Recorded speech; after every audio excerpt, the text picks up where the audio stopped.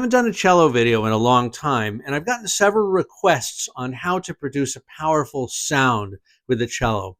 And so I wanted to do that today. Now, the first thing to understand is that the cello is just not a very powerful instrument. The moment you think you're producing a big sound, all you need to do is sit next to a pianist or a trumpet player, and it's all over, right? So we do need to think about this.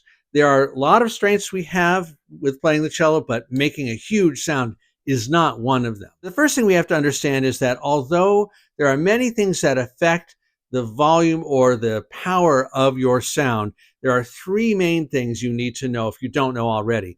That is the bow speed or amount of bow that you use, the contact point, that is how close or far from the bridge your bow is, and the amount of pressure, but I prefer to call it bow weight because pressure makes me feel of something tense. Now, when we think of what might be a powerful sound, I think a lot of times what we really are going for is what would be called a chord sound that has a good core to it. Once you have that sound, you can add things like vibrato to it to make it more beautiful. But when you're trying to project, you're trying to make a sound that penetrates. Let me demonstrate and show you what I mean. Bow on the D string, far from the bridge, you still get a nice sound.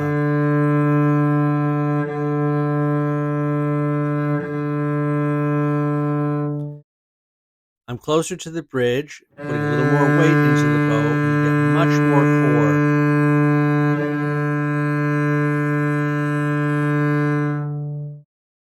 Here's another example with vibrato.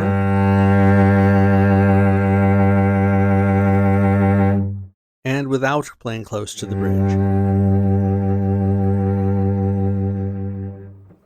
So I hope you can hear that when you put the bow closer to the bridge, you get that penetrative sound, and you add vibrato to that, and that will really cut through a lot, quite a lot. It's the sort of sound you often need when you're playing a concerto, especially. And it's interesting because the higher quality instruments don't necessarily sound loud. I've had the honor of being able to play a Stradivarius in my life. I don't own one. And in a small room like the one I'm in now, it sounds good, but it doesn't sound amazing. But when you take it into a hall, you can almost always hear that sound just because there's so many overtones and it's so rich and penetrative.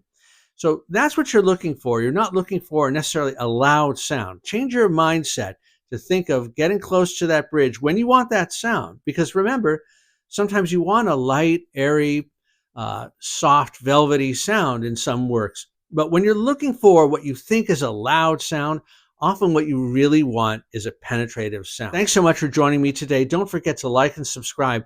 And also, please share this with other cellists who might be interested in learning how to make this sound. And you can also become a member of the channel. I'll see you in the next one. Bye-bye.